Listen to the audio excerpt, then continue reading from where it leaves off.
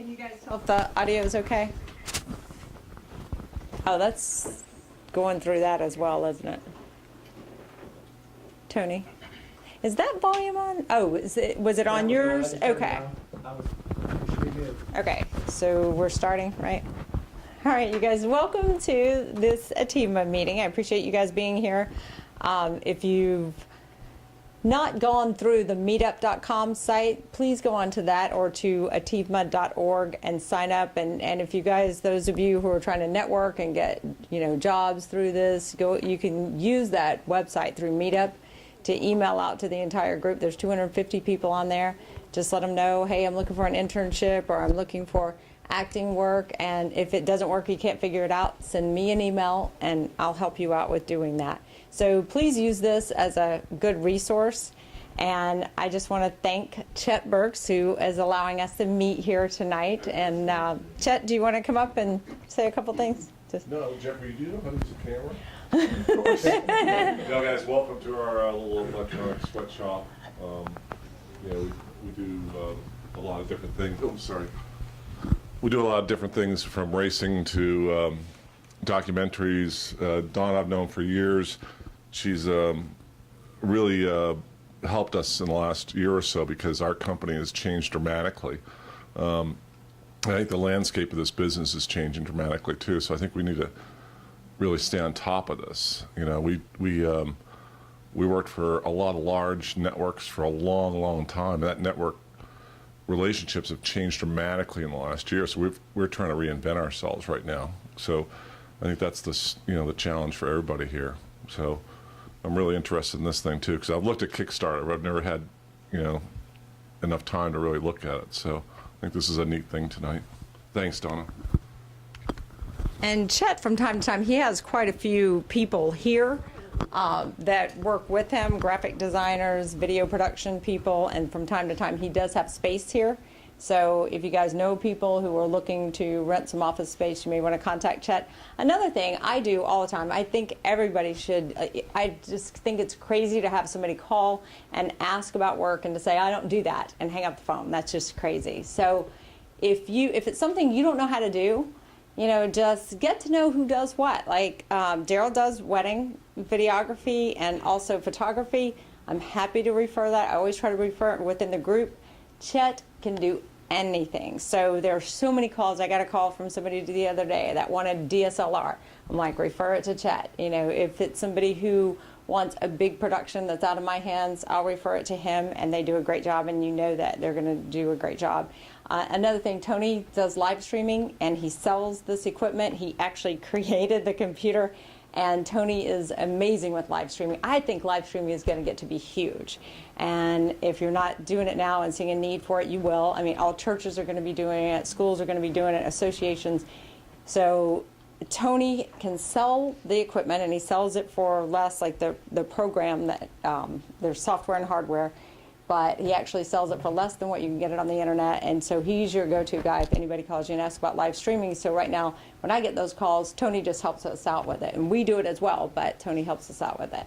And so tonight I want to introduce Jessica. She has used Kickstarter.com, and if any of you guys know about these crowdfunding sites, they're not easy. It is not easy to get people to give you money to do your dream project, but Jessica is smart, and she's gone through it. She's done it twice, and she's been successful in her Kickstarter campaigns, and she's learned a lot along the way, so she's kind enough to share that with us tonight. Thanks, Jessica. Yeah. Alrighty. I'm just going to stick this on the outside. We don't need to be beautiful, right? So, all right. So, okay. I'm Jessica Muckett, and just a little bit of background about myself. I have a degree in acting, which I quickly found was not useful. So I figured out a spot for myself behind the camera about 7 years ago, and I started producing. I'm a very organized and driven kind of person, so it was kind of a natural move for me to do. I started off at Microsoft Studios out in the Seattle area, doing corporate video. And then I moved to an animation studio out there, doing a lot of corporate animation as well as commercials. And then I moved to BYU Television. in Utah, and I was a producer there and also got thrown into directing. So I suddenly became a documentarian and didn't know that was what I was going to be. And now I'm on my own, and I've been working on my first independent documentary feature film for the last 20 months. It's a long process. It did not happen as quickly as I thought it would. So that's a little bit of my background in the industry. As far as my experience with Kickstarter, oh, are we seeing my family photos? I'm so sorry. Let's stop that. Okay, as far as my experience goes with online campaigning, it has been, I guess, trial by fire learning process. I'd seen some friends have success using Kickstarter for their little different projects, whether it was a musical that they wanted to put on in LA, or whether it was a new album they were creating. Just, you know, my friends in different various artistic capacities, and they started using Kickstarter to raise funds. And of course, as a friend, I'd pass it around, and every now and then I would donate $20 or whatever. So in here, has anybody ever done an online fundraising campaign before? You have? Okay. Has anybody donated to an online campaign before? No. You have? Charity. Charity ones? Okay. All right. So what platform did you use for fundraising? Just Giving. Just Giving? Yeah. Okay. All right. Well, for the industry-specific platforms, if you're into film, video, the two best platforms or most prominent platforms out there are Kickstarter and Indiegogo for that for that creative vibe. And we'll talk a little bit more about why if you're doing a video or a film, you're going to want to stick with those platforms at this point until something else pops up, if something else pops up. So I just wanted to start, kind of give you a run through of what it takes to prepare and succeed at running a campaign online. So first thing you have to have is an idea for your film or your video. And it needs to be, you have to really think about this idea in so far as who is your target audience. That really needs to be your number one thought. Who's going to actually donate to this? Who's going to actually want to watch it? Who's going to want to support this being made? So that's absolutely key if you want to have a successful campaign, is just starting with who is that target audience? Where's your niche?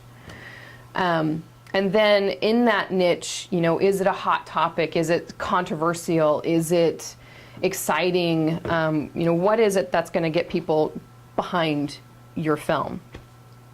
And then why you?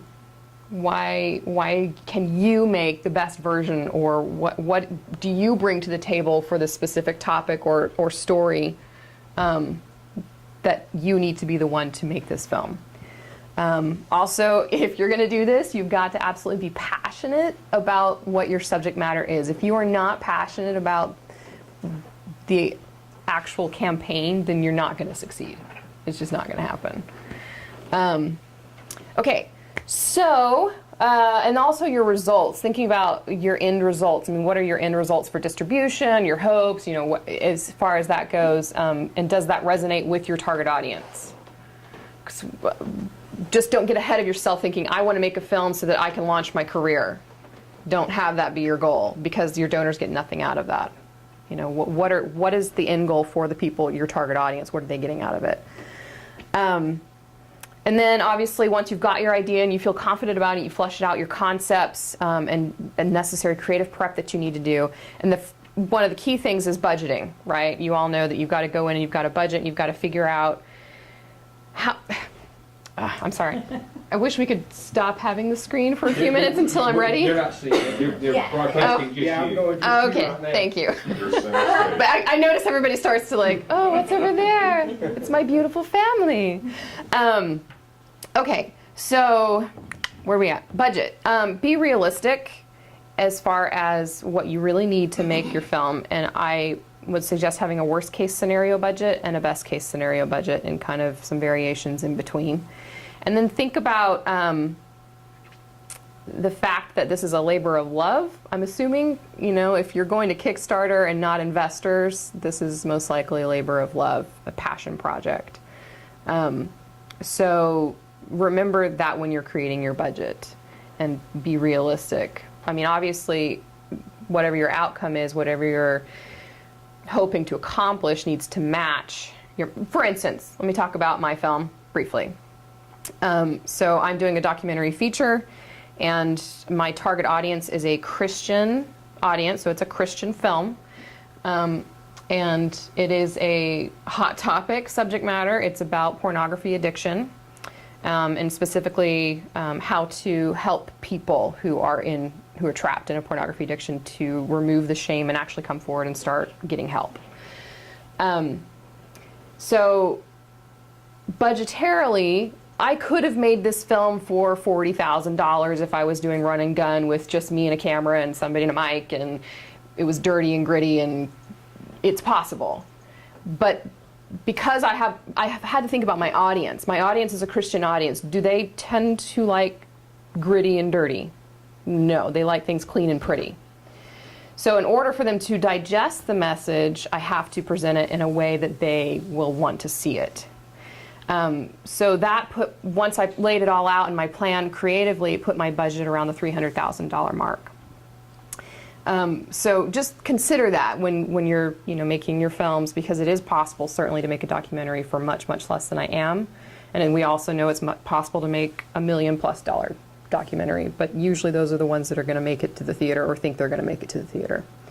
So, okay, so let's move on here.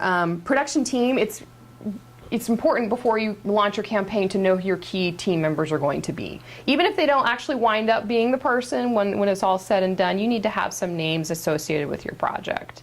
When you're launching your campaign, it's really nice to be able to mention so-and-so is going to be our DP, here's his credits, so-and-so is the director or the producer, here are their credits. Some of those key team members need to be in place. Okay, let's talk about the platforms. So I'm specifically going to talk about Kickstarter and Indiegogo tonight because they're the most viable for raising money for film. All right, now we're ready. Kickstarter, woohoo! So let's just look at some stats to start with. Kickstarter, if we scroll down here to the bottom, we've got, where's their stats? I know it's down here. Stats. Yeah, about. So Kickstarter is really great about stats. Indiegogo isn't as, they certainly don't have them published on their website yet. And they just started integrating individual project stats, so you can kind of see how your project's working out.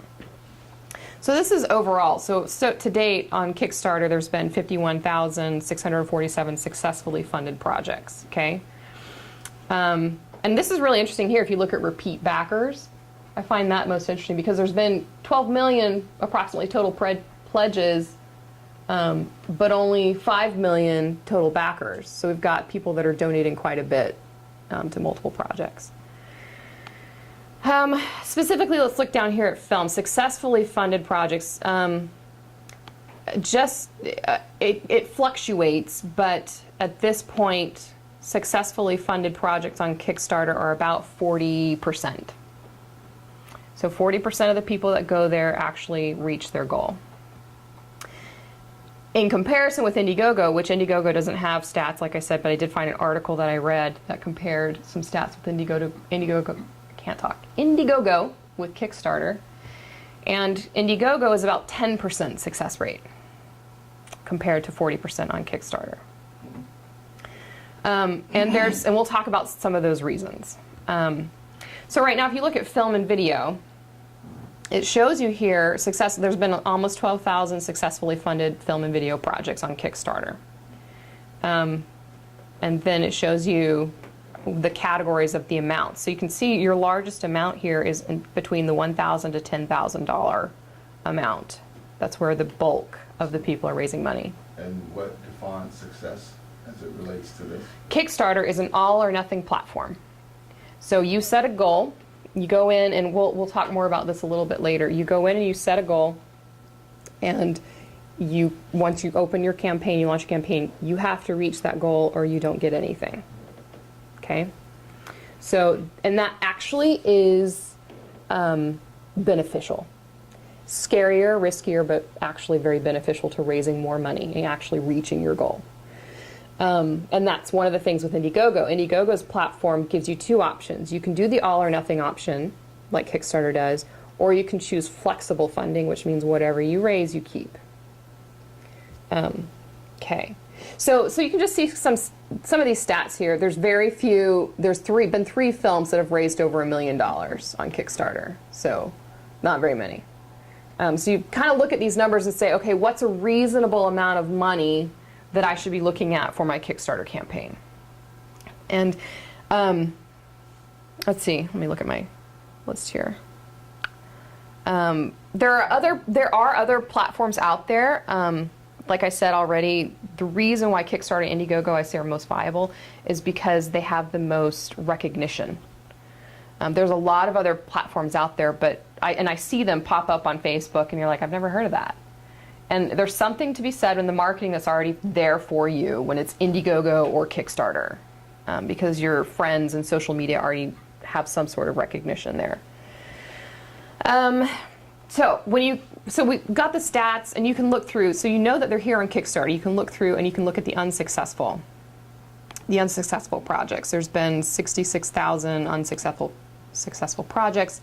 Film and video, there's over 18,000 that were unsuccessful. Okay. All right. Do the donors get their money back? Yeah, Kickstarter. They get all the money back. What they actually don't charge you until the campaign ends. Gotcha. Okay.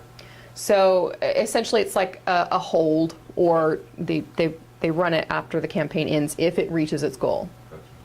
So I suggest before you really get into it to decide what platform you think is better for you. And do that by going to the website, and you can see here, you can discover great projects. And if you go here, the staff has their picks, the different categories popular this week, which those are the only categories I've ever shown up because the staff would never pick my film because nobody likes to pick Christian stuff. Recently successfully funded. And on the homepage here, because it knows where I live, it shows me the current Atlanta projects, everything that's being, funded in Atlanta right now, or recently funded. So that's Kickstarter. Indiegogo, here's what Indiegogo's homepage looks like. And they've got the same thing. You can browse projects, you can learn about how it works, you can create your project. So when you do this, part of this is going through and actually read through all of their instructions for creating a project before you decide. They're going to have requirements, and you need to understand what those are, for their approvals process and et cetera, what you need to have in place. And then I would suggest in your research on these platforms to look at successful and unsuccessful projects that are similar to what you want to do. And just watch their videos, read their page, kind of see what happened there. Okay. So for me, the next step would be in your preparation was start doing some meaningful networking with your target audience. Okay, so for instance, me, I didn't actually do meaningful networking before I launched my first Kickstarter, and I worked 60 hours a week during my Kickstarter, my first campaign, because I had to network like crazy in order to get people to know my campaign was out there and working and functioning, and please donate. So it's actually a really good idea to start that meaningful networking first. So like I know Donna has a pet project, or at least the one you told me about.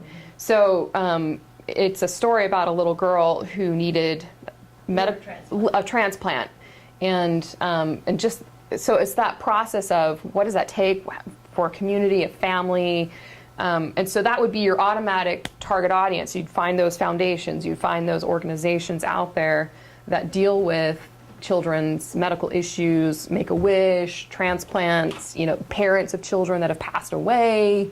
That's your target audience for finding the money.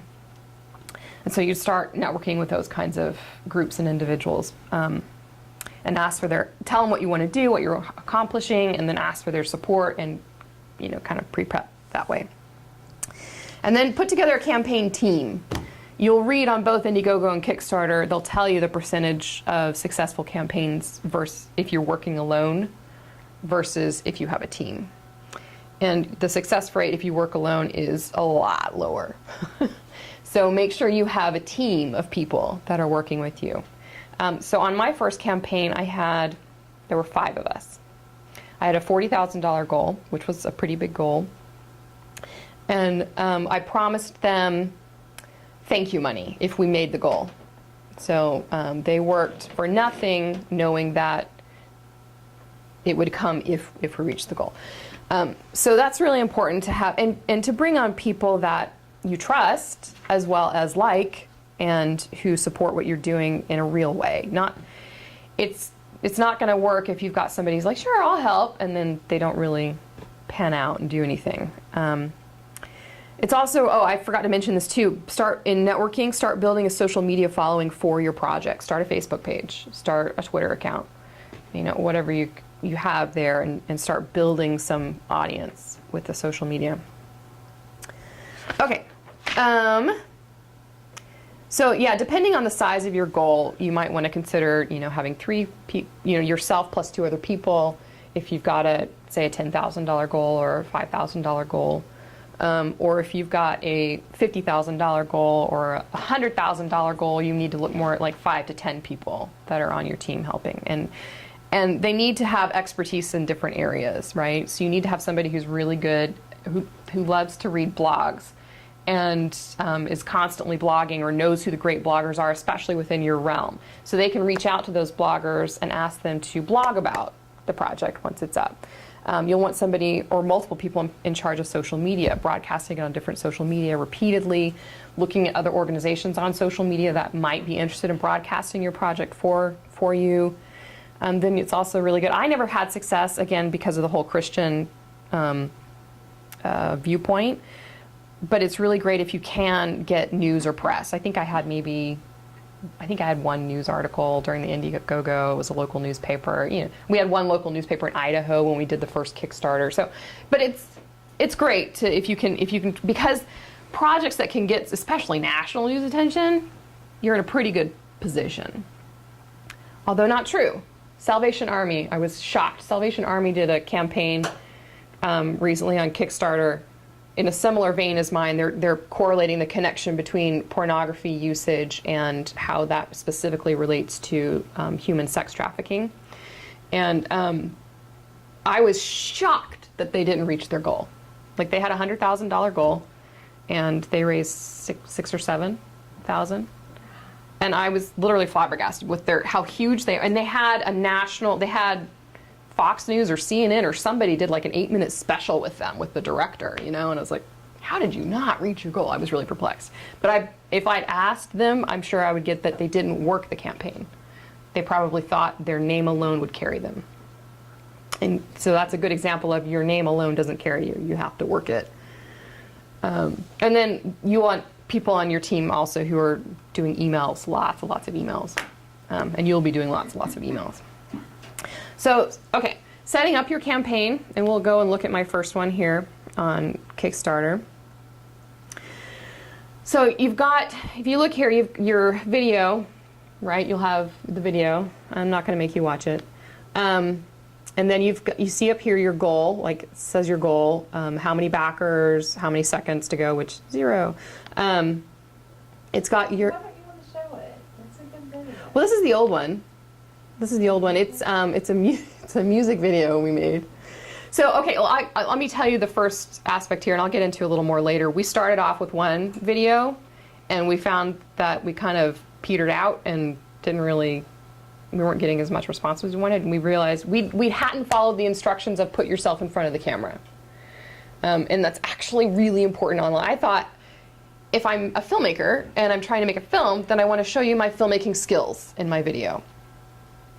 And so that's what we did. I'd done some test interviews, essentially, and they looked really nice. They were nice. I had 2 interviews with different sex addicts, and they looked really great. And so I cut something together with some, quotes, and it was really nice and great music, and we got feedback from multiple people saying, put yourself in front of the camera, you'll have more success. So we made a second video. We made a music video with all these scary stats, you know, try to manipulate people into donating. And then we put ourselves in front of the camera for like bookends around the music video, telling people about why we're doing the project. And we raised $5,000 within like 2 days after that. And then we kept on going to the 40, because we petered out at like 12,000 or something like that with the other video. So that's just really key, is to make sure you're in front of the camera. So is that because they want to know who they're investing Yes. in and just not the project? Yes. Right? Okay. They want to see who they're supporting. It's something about more intimate, you know, supporting a person Yeah. and a cause versus just an idea or a story. What was the time frame that you had to reach your goal? Oh, you can set your own time frame. So, and this first campaign, we did our goal was $40,000 in 40 days. So an average of $1,000 a day was our goal. Is that considered aggressive, non-aggressive? That's moderately aggressive. Because of the amount of money. 40 days, $1,000 a day is a pretty aggressive amount to try to raise. The second campaign I did, which I'll show you in a minute, it was a much smaller campaign amount, but we did 18 days, and we raised the money in 9. And this is just corporate and private people can do this. Corporations can. It's only individuals. I've had a few organizations, nonprofit for me specifically because of my subject matter, but I've never had any investors from a business. Corporations can do it too. Yeah, if they wanted to. Okay. I don't see why, but they're not investors. They are donors. Right. Gotcha. Okay. You cannot offer any sort of investment incentive on these platforms. You offer rewards, which we're going to get to that. Okay, so you have your bio here. So if I click on this, it shows my bio, and I actually put the bio of it changed my bio because I added for my last Kickstarter campaign. But I used to have different bios here before I changed it. And then you can see on here, over on the side, we've got rewards, okay? So these are the different reward tiers, and we'll talk a little bit more about that soon.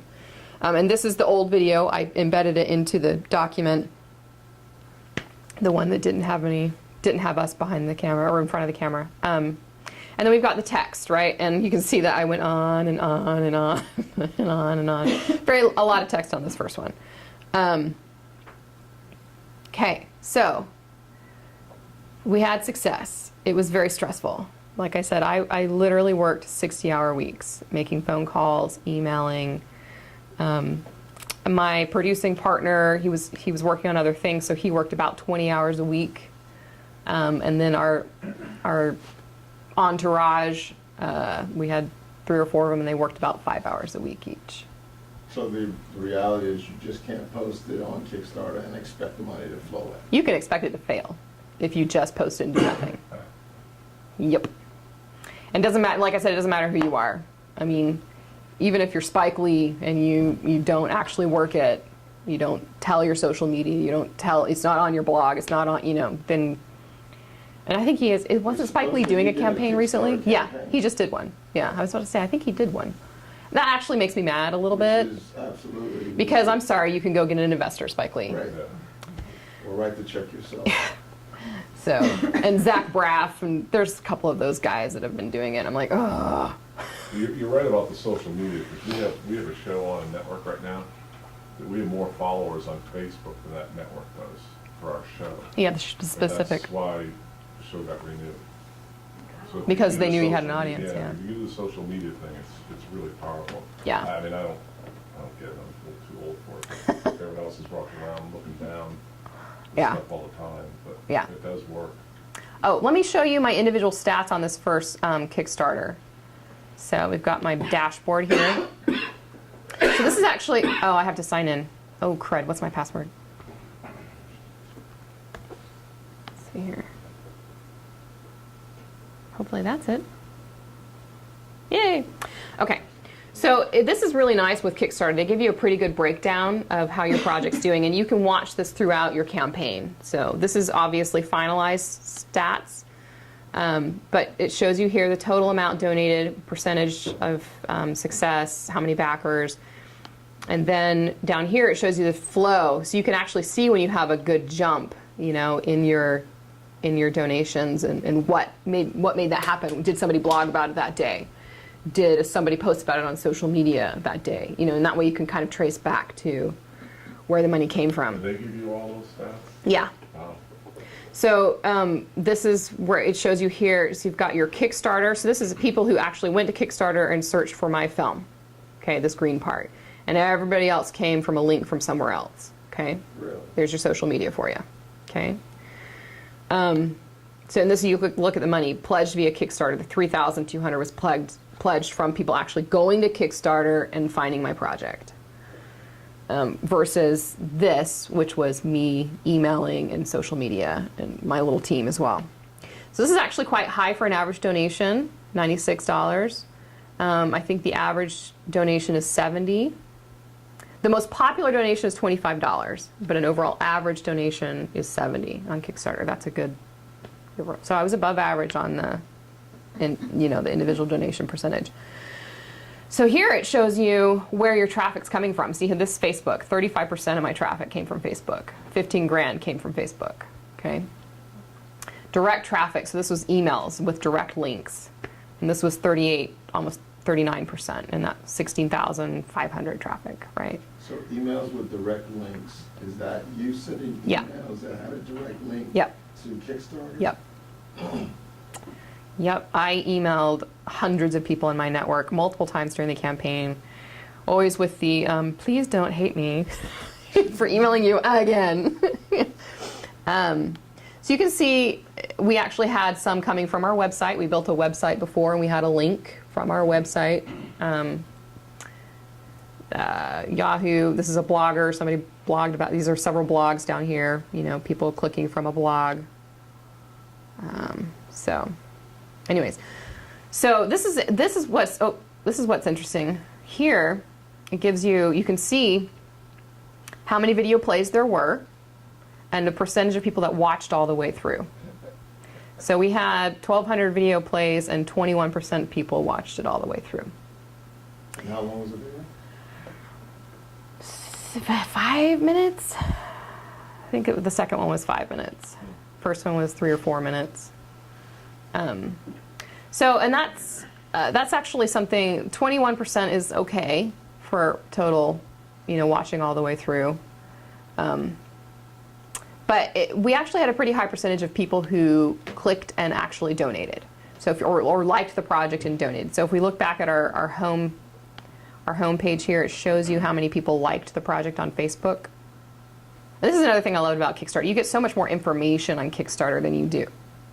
Oh, this is totally different now. It used to be a much higher number. I don't know why it changed. Oh, because we switched out the video. Maybe that's what it was. Because we had, at some point, it was like 700 or 800 people that we had that had liked it or shared it or whatever on Facebook. I don't know why that number changed. But of that, we had, a very high percentage of people that actually donated. So, I think in Kickstarter School they'll teach you, and they have the web page, like you go and they have all the instructions of how to do it. But you can expect about 25% of your friends and family to donate. And you can expect 1% of strangers and acquaintances to donate. So when you think about your budget, you got to think about how many people you have to reach, and considering the percentage of people who will donate, right? So you got to reach a lot of people for $40,000. Based on the average person giving $70. Or 25. Well, 25 is the most common donation amount, but then you have people who donate at 300 or 1,000. So you have those larger donors that kind of make it. But $25 on my campaign, $50 and $100 were the most common. And actually, because of my subject matter, most people selected no reward. They didn't want a reward, they just wanted to donate. Right. Now, if you're doing a tech project or a graphic design project or an album, pretty much everybody's going to select the reward because the reward's going to be the product, right? And we offered that. I mean, the film is a reward for certain donation tiers. But anyways, I thought that was interesting that most people selected no reward. When you go reward though, like, can you, like, you just put it up on the internet, they can watch it? Is that the reward, or they get a DVD, or? It varies. For me specifically, you can see here, the lowest reward I did on the first one was $10, and it was just a thank you. And on our website, they get a thank you credit. That was it. So okay. You divide it out, you know, what. Customize your. Yes, and Kickstarter suggests that you have something for as low as $5, and we did that for the next Kickstarter. We had this $10 reward was now the $5 reward. But you can see, like, this is, and I guess we'll just get into it since we're talking about it right now anyway. But when you're creating your rewards, you want to make sure that you're not shooting yourself in the foot. So I've seen people who are making a movie and they think, well, you can buy a DVD for $19.99, so if they give me $25, they get a free DVD. It doesn't make any sense at all, financially speaking, because not only, I mean, that DVD will probably cost you $10 to have it printed, at least. It depends on how many you're making. And then you've got to ship it, which is going to be another, you know, $3 to $5. And so by that point, they've given you $10, right? So how much, you really have to think about that when you're assigning those rewards. So for me, the $50 reward, you got a digital download of the film. It doesn't cost me anything to do a digital download. So the $100 reward is when you got an actual DVD copy. It works for my subject matter because it's such it's an emotional, it's a sensitive, it's time sensitive, it's, for the Christian community, it's very important. So that worked for me. Whether or not it will work for a feature film with a cool story, I don't know. You might need to have the DVD reward at $75 or at $50. So, I mean, you just have to think about that and look at what other people have done. So $300, I have special thank you. This was the first tier where you got on-screen credit, thank you credit on screen. You also get a book from one of the guys that was in the film. So we have, you know, just kind of goes on up. All right, so the Indiegogo, oh, this is my Indiegogo campaign. Whoops, I've switched. I thought it was Kickstarter. So Now, is there a problem having a campaign on both sites? No, but you don't want to do that at the same time. You don't want to do that at the same time. You're dividing. So would you, like, break your project up into different sections? Like, you know, first stage production, second stage production, whatever, and You test can- the waters yeah. with each? Yeah, my first campaign on Kickstarter where we raised $42.5, I tried to make it clear, and this is what I say, transparency when it comes to the money with your people, okay? Don't be deceptive at all about what the money's going to be used for. Be as transparent as possible. I thought I had been on the first Kickstarter, but there were so many people that thought I only needed $40,000 to make the whole film. And we had stated in the video, it will help us begin production. We thought that was clear, you know, that it wasn't covering all of production. And we even wrote it in the text that it would, you know, allow us to begin. We can shoot some interviews, essentially, is what I said. But there were so many people when I launched the next campaign, when I emailed out the people who'd already donated, they were frustrated because they thought that I'd raised all the money I needed. And why do I need more money now? Did I mess up? Did I misuse the funds? So then I had to publish an update on both platforms saying, here's how the funds were spent. We never misused them. This was always the plan, you know. So just be very clear about where the money's going. I mean, not down to the detail, but, you know, we need 10 grand for this location. We need, you know, X amount of dollars for this music we want, or whatever it is that you're doing. They need to have an understanding of where the money's going. And how much you need overall. So like you said, dividing it out in segments, that was my intent. So with the first $40,000, we got into a studio setting. We did a 3-camera red shoot, and I actually had a really great deal on the red cameras, which I will never use red again for interview. Wow, bad idea. Anyways, so we spent $37,000 on a shoot, a 5-day shoot in studio. Golly. Wow. Bring that over here. No, I hear you. It does cost some money, though. So, well, and part of that too was we spent about $8,000 just flying people to us and putting them up. And a lot of our production members they took reduced pay rates. They worked for free. We had free interns from the local college, production assistants. So Indiegogo, you can see here that this one I failed. I did not reach my goal. All right, I made several mistakes on Indiegogo. One was just having such a ridiculously ambitious goal. I thought, since I'd raised 40 grand, that certainly I could raise 100 grand, But like I said, there was some burnout from the people that we'd already raised funds from. And there is something to be said about the urgency when you pick your platform. So Kickstarter is an all or nothing situation. So it really does drive people to donate more than flexible funding on Indiegogo does, where you get whatever you keep whatever you raise. So it's that excitement, the drive that moves you forward. And so on the Indiegogo campaign, we actually had footage, but you can see here my video was 10 minutes long. We did an 8-minute teaser trailer of the footage, and we had 2 minutes of us talking. And let me show you, it was pretty cruddy. Just you see. Greetings from Atlanta. I'm See this? Jessica Mockett, Yeah. director and producer of Shamed. And from Salt Lake City, I'm Jordan Harker, producer. We've created a So I just wanted you to see that it was computer, like we used our laptops and we shot in our backyards in different states, So that was, but we felt like it compensated because lovely Laura's chat video. when you launch into the actual footage that we shot. Stay tuned to watch an 8-minute teaser of footage from Shamed. It's very powerful.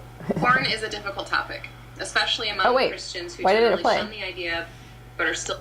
Here we go. More alluring. Years So you can later, see, when I was the married, studio footage. cravings for it came back. I started looking at it again, and that's when I became trapped in it. The understanding So, of but again, I think that was a problem to have a 10-minute video. Bad idea. Look at what Coke can do in 30 seconds. Oh yeah. Well, I'm not selling Coke. I'm selling porn addiction.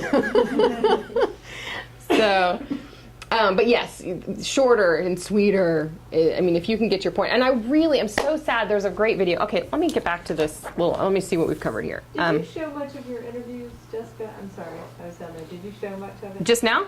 Yeah. No, I just wanted to show the difference between on my Indiegogo video how crappy our intro video was. Yeah. We shot it on our computers, but I felt like it was an okay thing to do because then people were going to see actual footage from the shoot, which was professionally done, so they can see, I think one great point, I hope you don't mind me interrupting, Jessica is a wonderful interviewer. These people are so candid, and it's very emotional, and I think that's a huge part of your success, is you're a great interviewer. Thank you. Thank you. I really enjoy doing that aspect of it.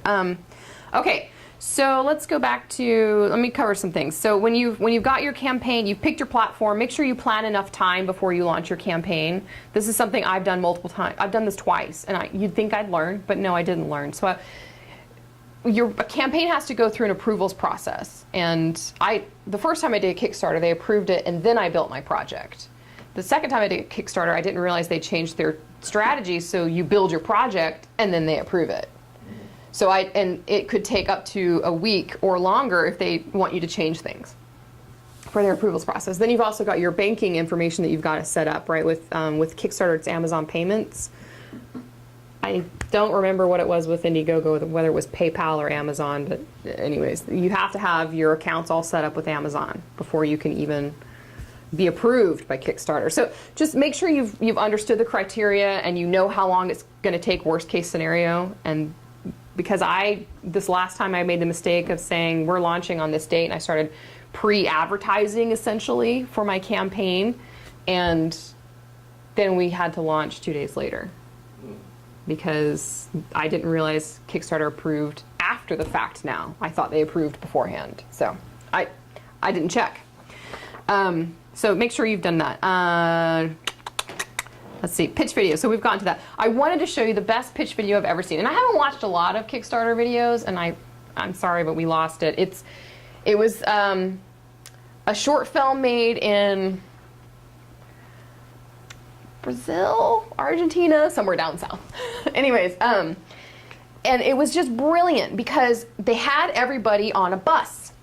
And the camera started and with the director, and the director was holding a chicken, and he was talking about the film, which is about a chicken, and he passed it, and why they were raising money, and he passed the chicken to the actor who was playing the main role, and he started talking about why he's doing this film, and he's a normal business guy, but he's really excited about the project, and then they turn the camera around, you see the bus driver, and the bus driver is the set designer, and then they went down the bus with the different people that were on the crew, and it was just, but it was so fast paced, and it was funny, and I think the whole video was like 2 minutes long, or 2 minutes and 30 seconds, but brilliant.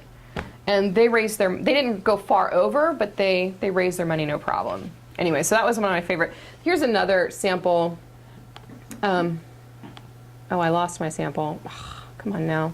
Oh no, it's down here.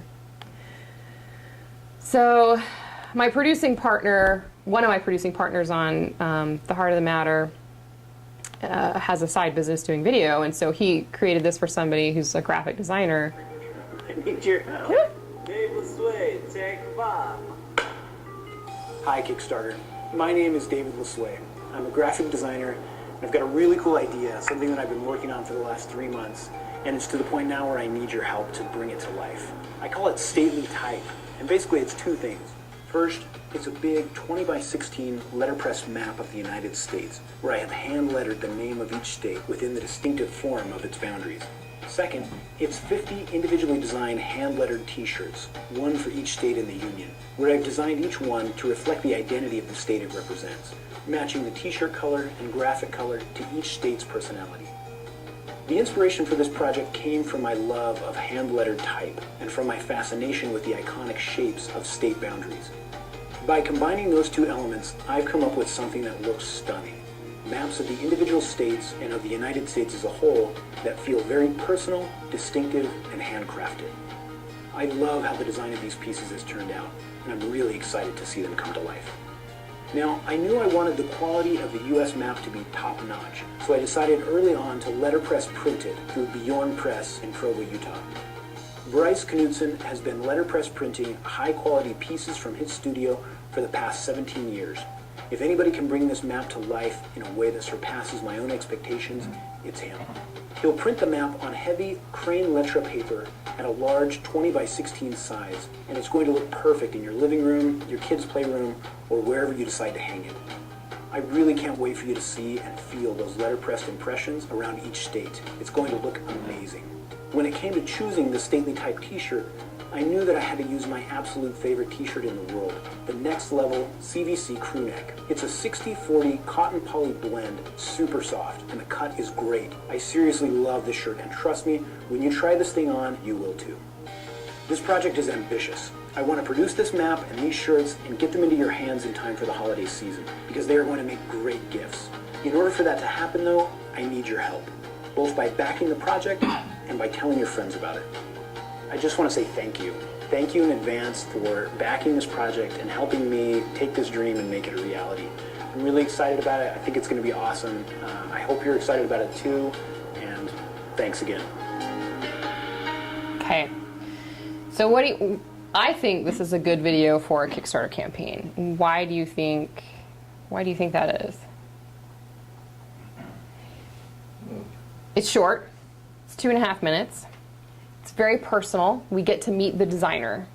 And it's also, he's a design guy, so I personally appreciated the aesthetic of the video. He's a designer, so. I saw that, another one like that, I think the same guy in the past couple of weeks where he designed font faces, font type on the Coliseum, and used the same print shop.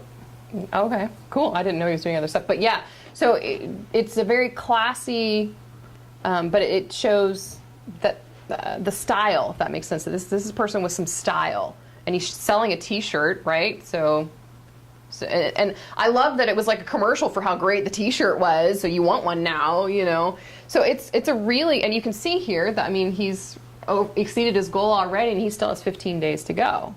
So he was personal, and the other thing also is he was humble. He wasn't cocky at all about, you know, what he wants to do or why he's doing it or how talented he is. He was very humble in the presentation, and he said thank you, you know. So this was a really great video as far as getting people to be like, yeah, I'm going to donate $20. I want a t-shirt, you know, or whatever it takes to get a t-shirt. What is rewards? Not in the video, but they're right here. Yeah, no, I mean, yeah. It's like, So you've got your rewards here okay. listed on the side. And he lists all the state t-shirts. You can see them all right here. So where are we at, Georgia? Where are you at, Georgia? It's gotta be green. It's red and black. Here we go. A red and black. Yeah, he chose. University of Georgia color. Yeah. Everyone.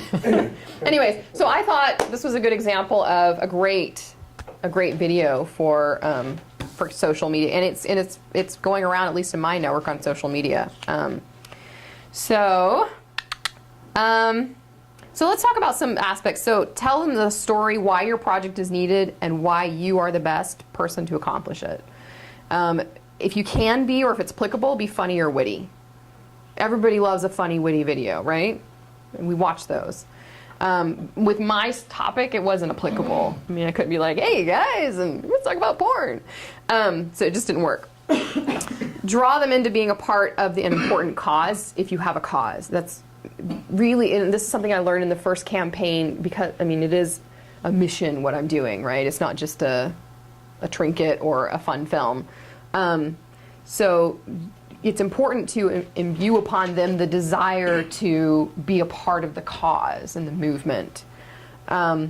Impress them with whatever you have, whether it's your intelligence, your creativity. They want to see that in the video. And be specific with your asks. That was one thing lacking here in this video. But be specific with your ask. If you want everybody to donate $50, then tell them in the video, I want everyone to donate $50. That's really key. And also, make sure that you come across as responsible and trustworthy. Obviously, if you seem like you're silly or incompetent, then nobody's going to give you money. Keeping it short, 3 minutes or less is best. If you are going to go longer, make sure that you have something really engaging. And mine have always been longer. The 10-minute one, like I said, I shot myself in the foot.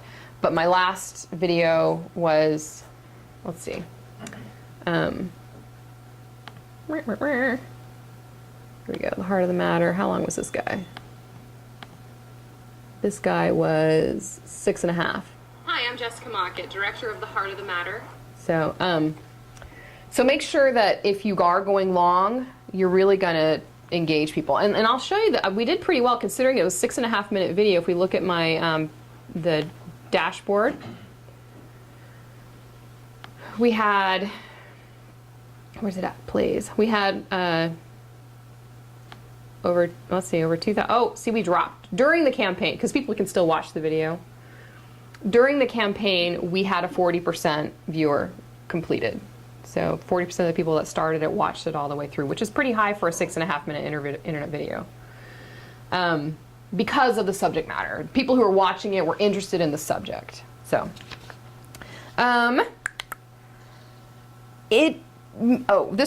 I wasn't careful, but this is something you should be careful about. Make sure your content is all licensed. You don't want to run into any major issues with, if you haven't licensed your song. And then I suggest, if you can, to have a backup or alternate video, that if your one isn't working, then you can slip another one in, or you can embed it into the project material, so there's other things for people to look at. Project text is really important, but realize most people are going to watch the video and decide before they even start reading the text. So you can't sell them on the text, you have to sell them in the video. If they're reading the text, they've already pretty much decided they're really interested in donating. So your information for your text, be as concise as possible. I'm not very good at being concise, as you can probably tell by my presentation. So I'm still pretty long here, but it's important, again, to be transparent. Like I said, we've got risks and challenges here. This is something that you really need to be forthcoming about. So if you feel like, be very clear that if I don't raise any more money, this film won't be finished. But we're hopeful because of these reasons, So just be really clear. Another thing to do is be specific, again, about why your project is different, to get people excited about it. Do you want me to stop now? You're giving me a smile. No. Okay. Let's see. The rewards, we've already talked about this, so just don't shoot, like I said, shoot yourself in the foot. Make sure you're actually making sufficient money there. And be also realistic on the reward fulfillment dates. So I wasn't on my first film. I thought, I'm going to get this film done in a year. And so my video fulfillment date was, what was it? December of 2012. And here it is nearly December of 2013, and I still haven't finished the film. So, anyways, just be aware of that. Give yourself enough time. Overestimate, instead of underestimating, because then people get disappointed that they haven't received their rewards. And if you can fulfill some rewards, do it. Fulfill some of them so they know that you're thinking about them. I don't know if you can do anything about it, but be aware of your web presence before you start a campaign. If you have some lame stuff about yourself online, that's going to hurt you. It really is. Because people, I can't tell you how many times when I was doing my Kickstarter, but the first Kickstarter especially, people were Googling my name to find out who I was before they donated, or just because they were interested in why I was doing this. So, because I would get emails through my personal website, or, they'd make comments about reading my blog, or whatever. I'm like, oh, okay. So just be aware of that they're going to be Googling you.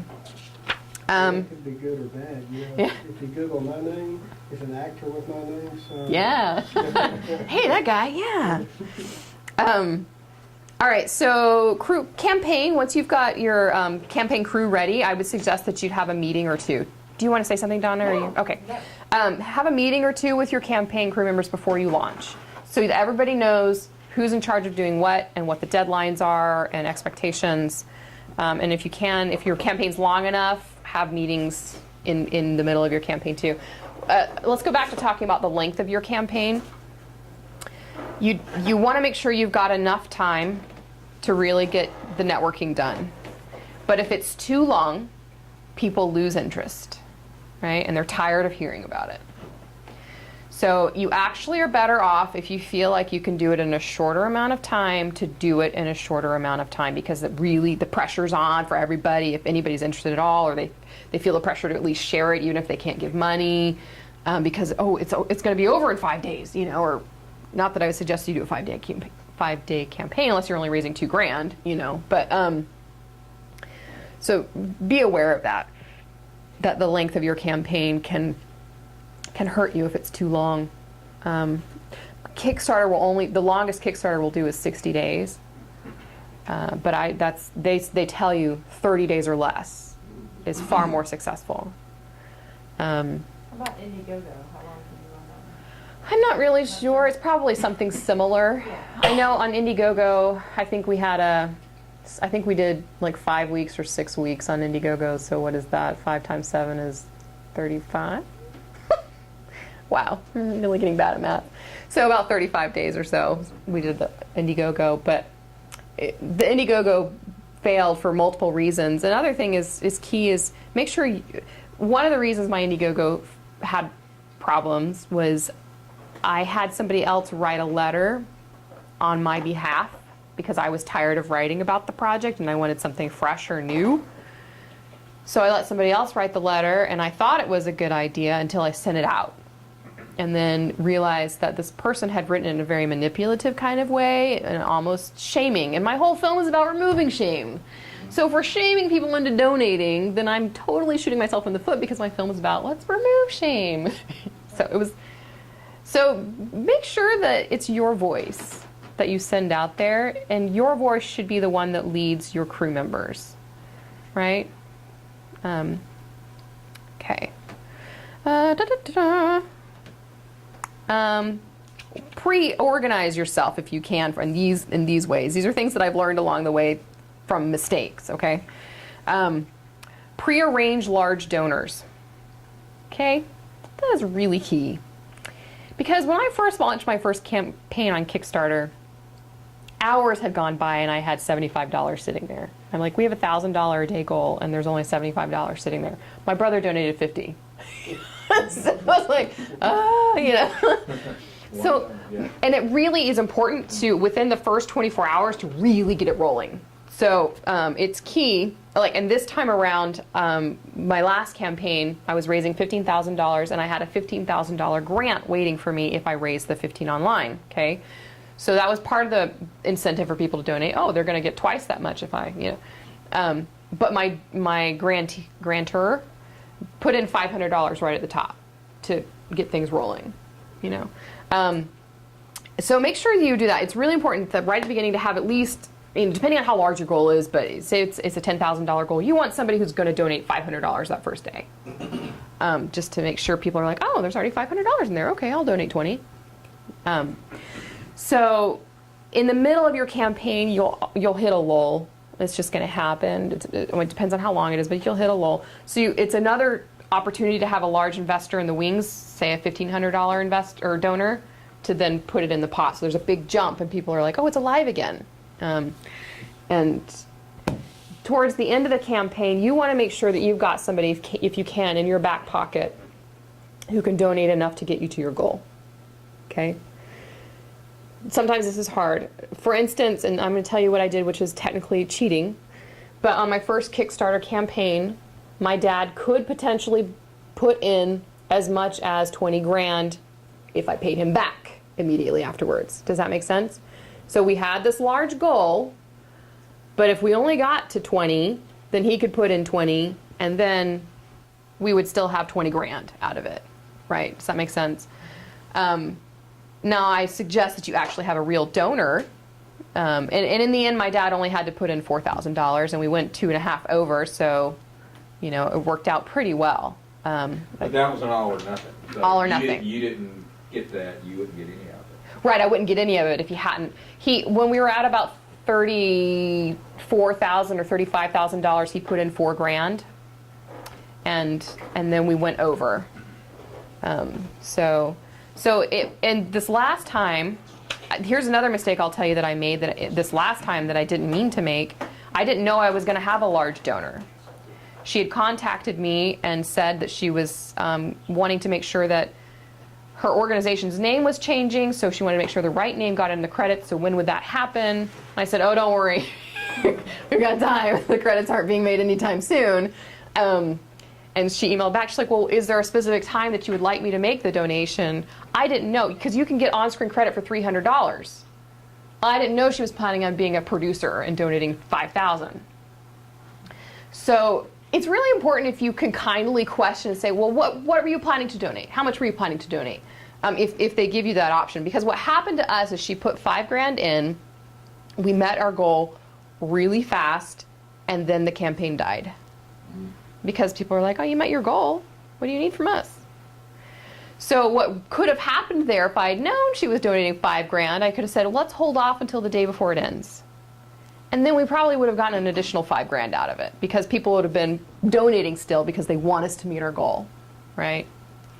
So just, be aware of that when you're arranging with large donors. Have them strategically placed if you can. And sometimes it's a surprise. Somebody will surprise donate $1,000. Like, I don't even know this person. That's awesome. And that's really exciting. But if you can arrange it, then arrange it. And also pre-arrange with bloggers and like-minded organizations, like I said, to broadcast about your campaign if you can. It's sometimes not easy to do that. Usually it's easier for the blogger if they already see the campaign's up and then they decide to help you out. But, just think about that, and as well as media coverage too, if you can. Donna tried to help me get media coverage, but they didn't like the Christian English. We weren't cool enough. All right, so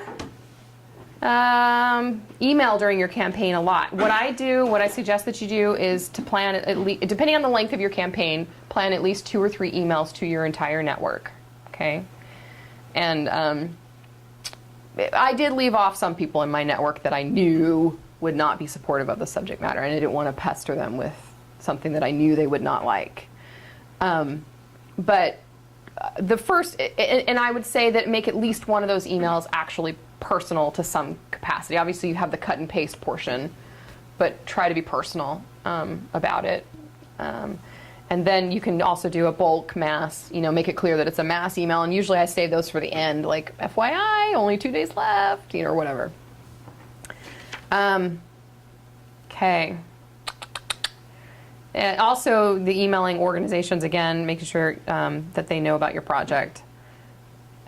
We've talked about social media.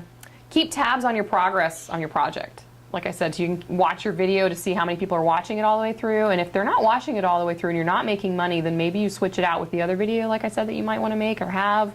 See if that does any better. Do be aware, though, that your link will break on Kickstarter or Indiegogo if you switch out your video. So just be aware of that. So like your old link, essentially. Anything with the old video link out there, that link dies. All right. Also, what's really cool is if you can get on the platform's radar. So Kickstarter, like that video I just showed you, they made it into staff picks, which really helped them. So if you got something hip and cool, try to get it in front of somebody on the staff at Kickstarter. How you do that, I don't know. I didn't even try with mine. I knew they wouldn't like it.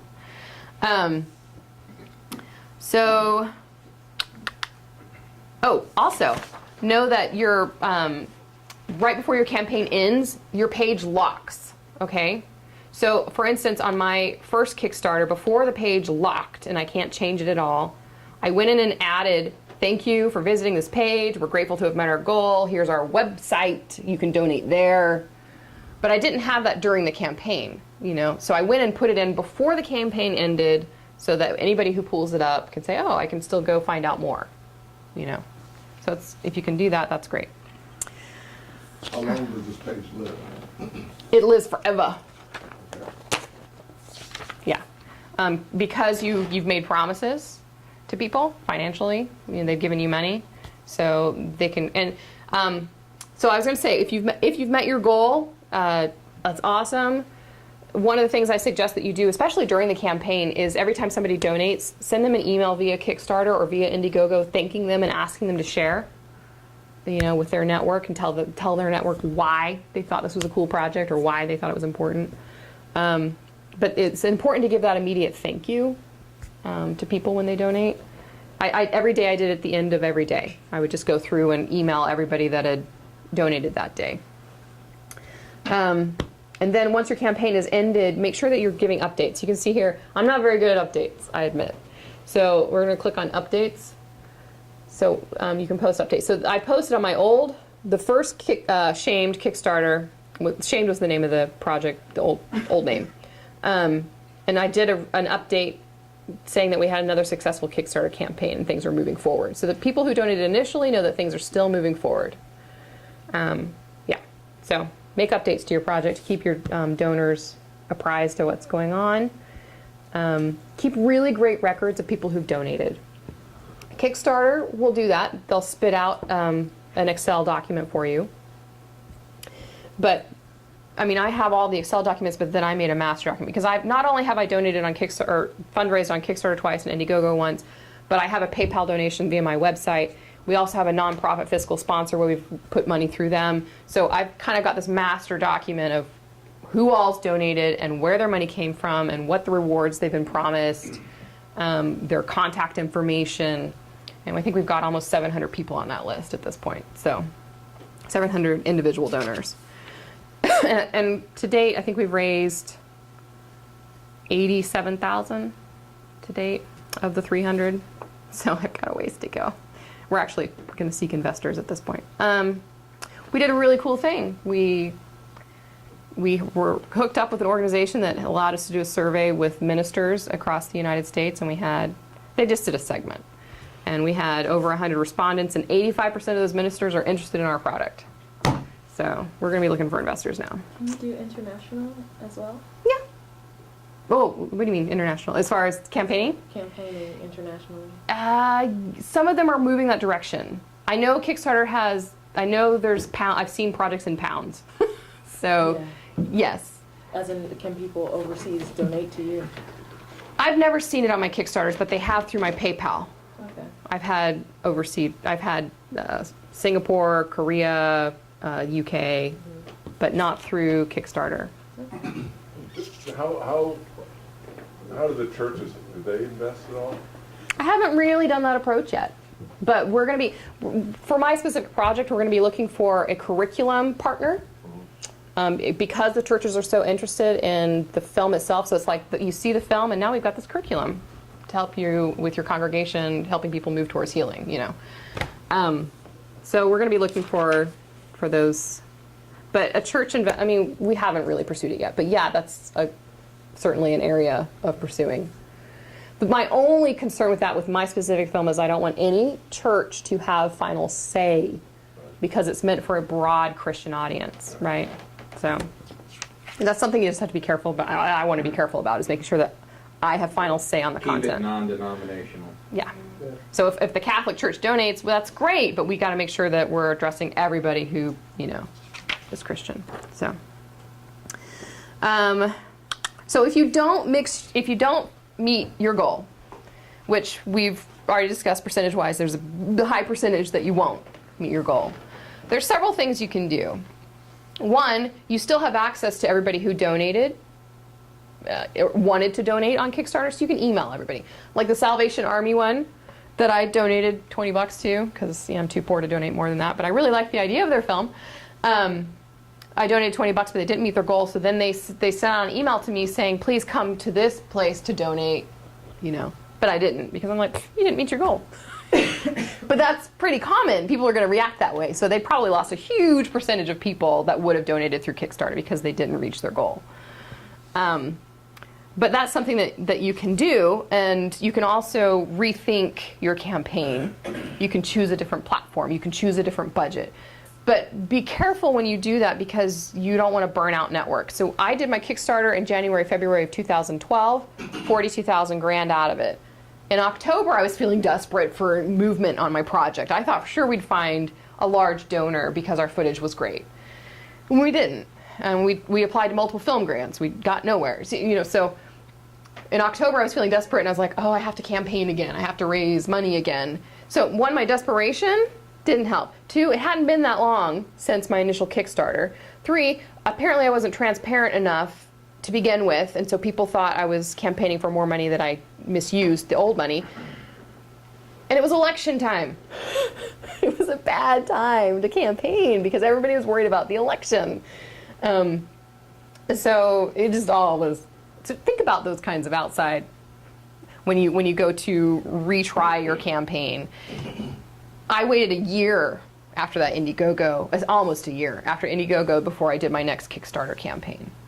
And we, like I said, we raised 15 grand in 9 days.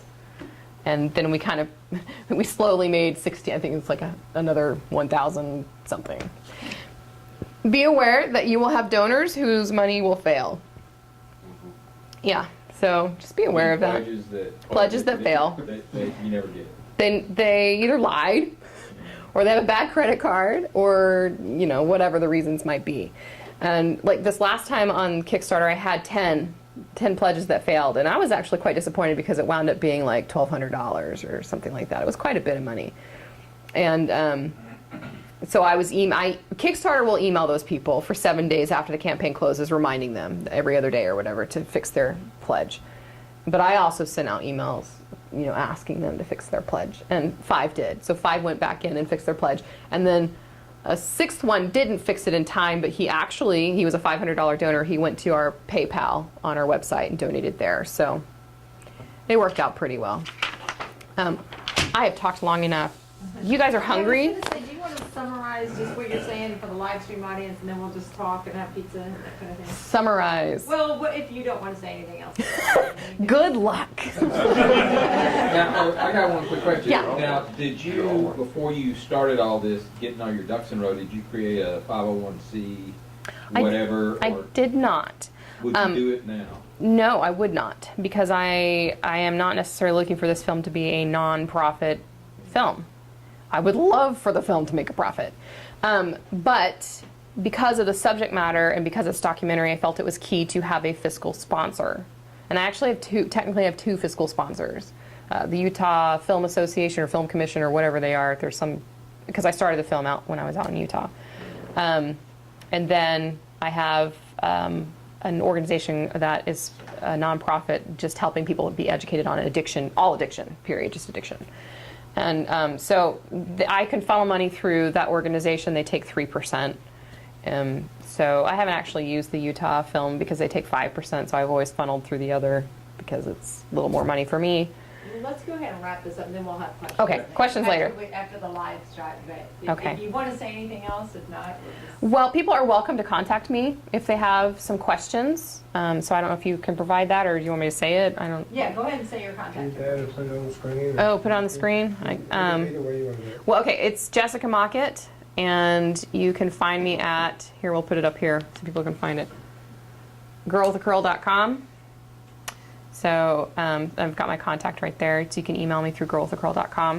And I'm happy to field questions as far as, you know, what you might have for an upcoming campaign or, you know, whatever. I am not an expert. I've done this 3 times, and I've just learned a lot through trial and error. Well, thanks for It's called coming. experience. Did you go ahead and cut the live stream? I haven't yet, but I. Okay, if yeah, you're ready. we cut that, Okay. yeah. And then we'll just have questions and pizza.